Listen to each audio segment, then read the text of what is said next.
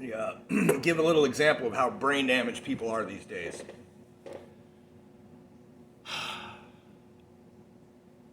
The need for election integrity has nothing to do with partisan politics.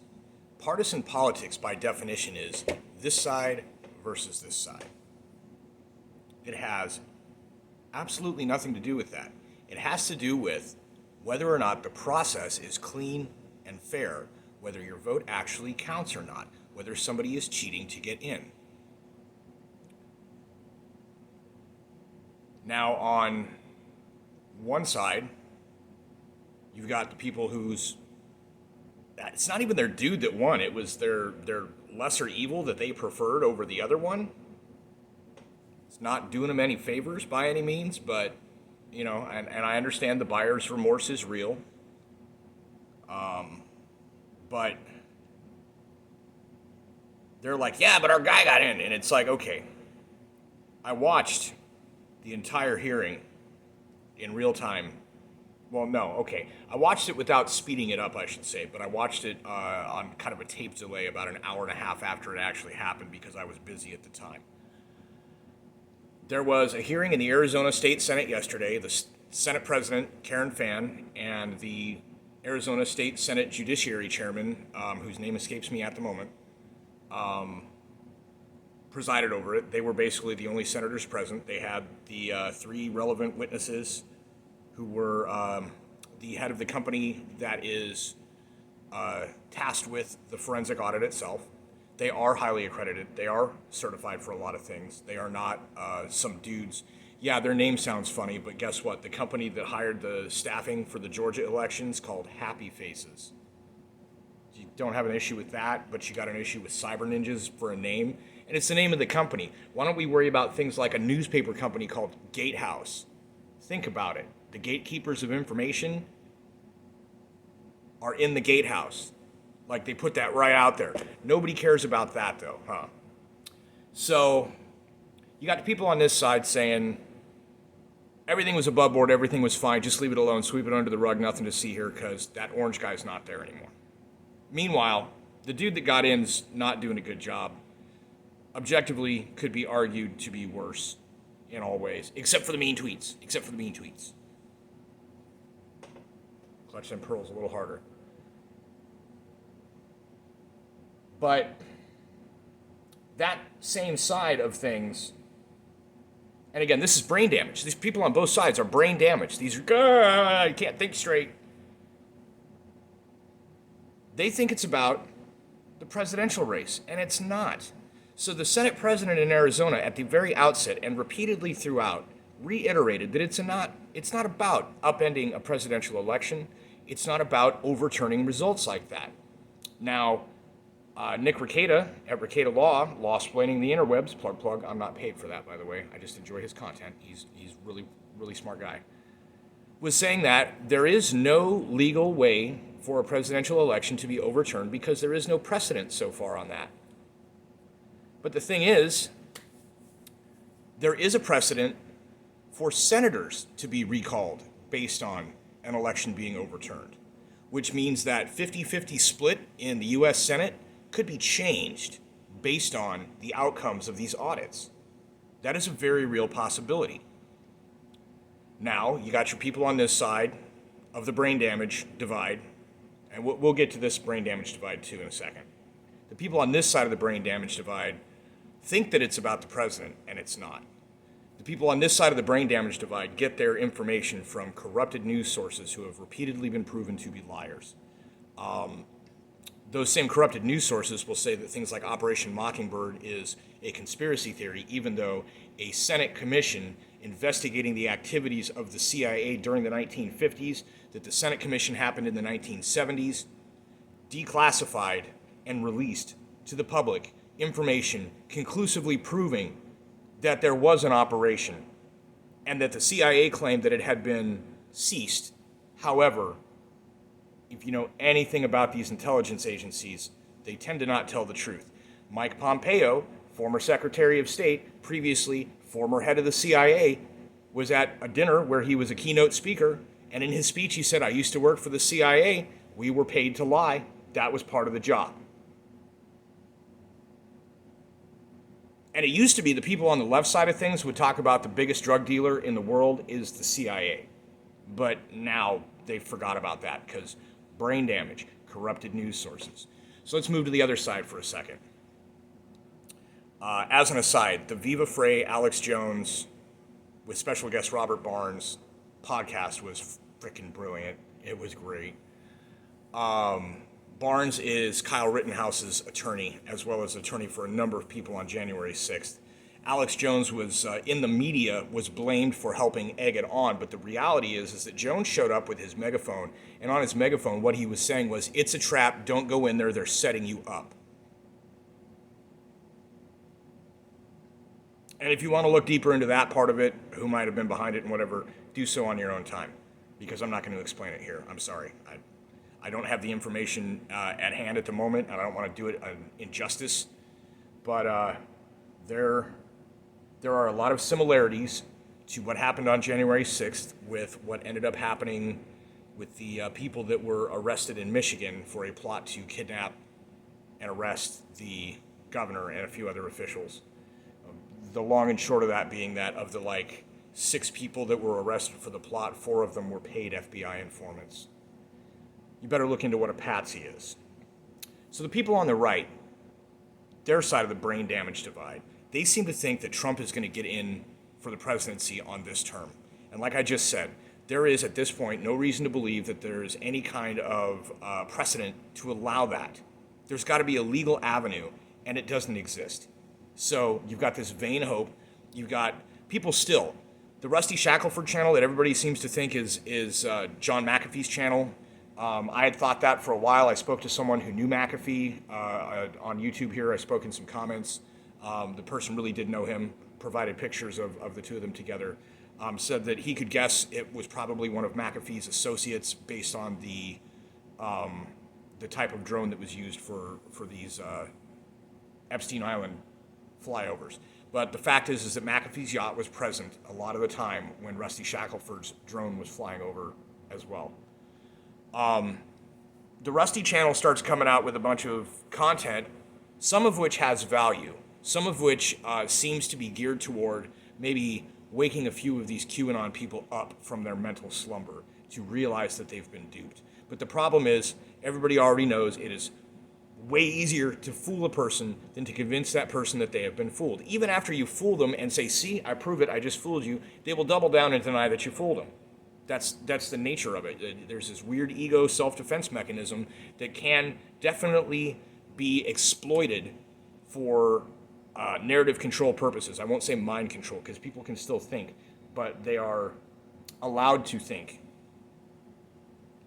If you are given a limited amount of information for a specific slant, you're going to tend to believe that.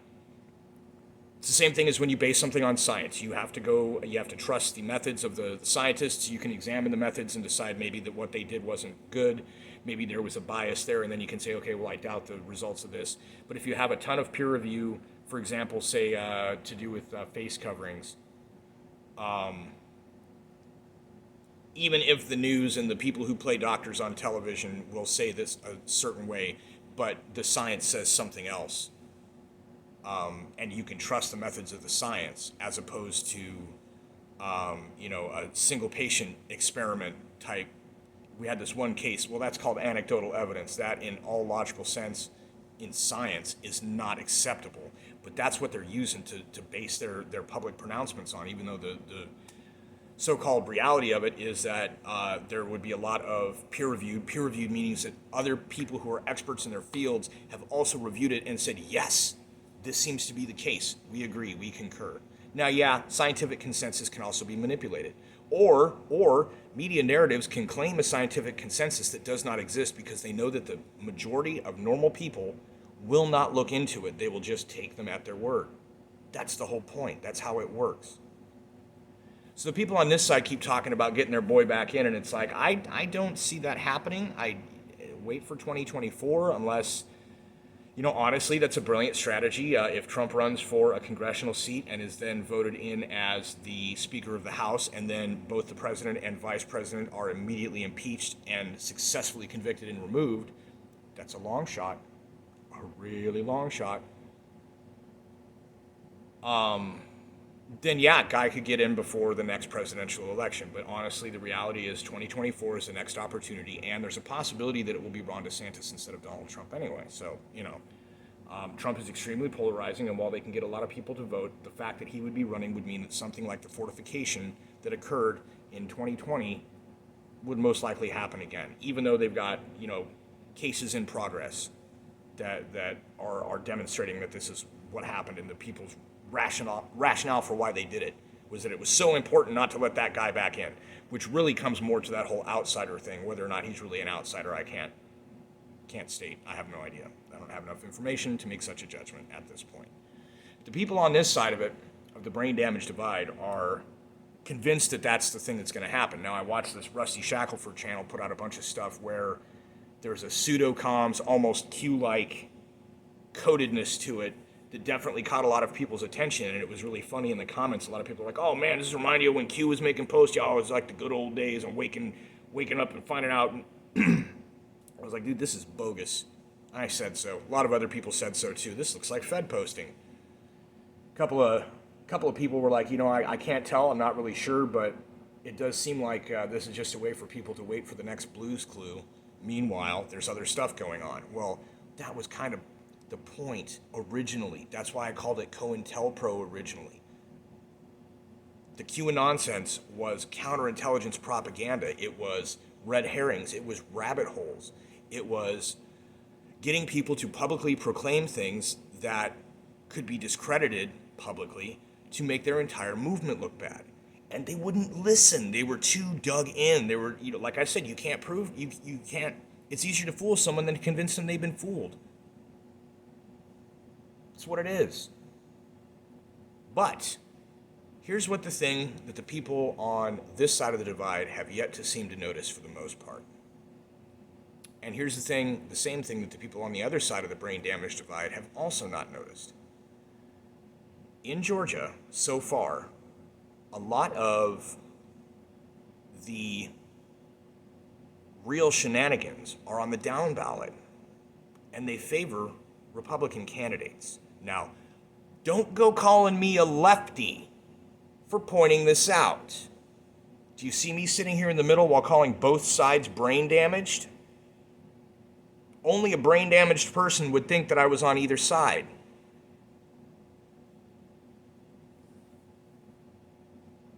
The down ballot is way more important. We're talking governors who appoint attorneys general, who appoint state secretaries. We are talking about judges who get voted for. Now, here's something that the people on the right side have actually gotten correct. There are a ton of what they call rhinos, Republicans in name only. They are not conservatives, just like most of the people running things on the left are not liberals. They're not even on the left. They are what you would call neoliberals, which are associated with neoconservatives. It's really hard to tell which is which. From what I understand at this point, the neoliberal is the main category, and neoconservatives were like a camouflaged offshoot to invade the Republican Party. But the whole point is that Democrats versus Republicans is a distraction. The two-party system is a distraction. It is a logical fallacy that there are only two sides to anything, and both wings are part of the same bird. It's a uniparty. These people are all on the same team. Like George Carlin said, it's a big club and you ain't in it. Most of these establishment Republicans talk about the working class, but they don't support the working class. They have no idea about the working class. And the real conservatives, real Republicans, do not fare well in the elections. Why do you think that is? Because from a primary level all the way up to the major general election, there are shenanigans that prevent real people, real candidates who care about real issues that benefit the voter from getting on. And it's the same on the left too. It's just as ridiculous as everybody keeps trying to follow behind Trump and keep reverting back to this QAnon nonsense on the right. The people on the left keep reverting back to Bernie Sanders, no matter how many times they screw him over, no matter how much he sells out to the establishment to remain relevant. They keep thinking, oh, no, maybe next time, maybe. No, come on, dude. He was popular enough in the last two presidential primaries that he should have been the Democratic nominee. and he probably would have beat Trump either time. But that wasn't the point. It wasn't actually about beating Trump. It was about maintaining control of the establishment by the establishment elites. That's it. So the people that have looked at the results of Arizona that have said, if you get a chance to see this, you're going to agree that every county in the state, and in fact, every county in every state needs to be looked at as well. The reason for this is there are corrupt, pro-establishment, pro-elite, anti-the people candidates all over the down ballot, and there are shenanigans helping getting them in. This is the system attempting to retain power. It hurts this side as much as it hurts this side. And by keeping them divided with this brain damage, COINTELPRO and propaganda, fake news, and just in general trying to keep the sides at each other, animosity, this is the definition of divide and conquer. This is what is happening. So maybe I'm going to fail to convince anyone that they've been fooled. I'm not doing anything to fool anyone myself on this one. But that is what it is. That is where it stands. That is what is happening to everyone. Not just to these guys. Not just to these guys. To everyone. Both sides and in the middle.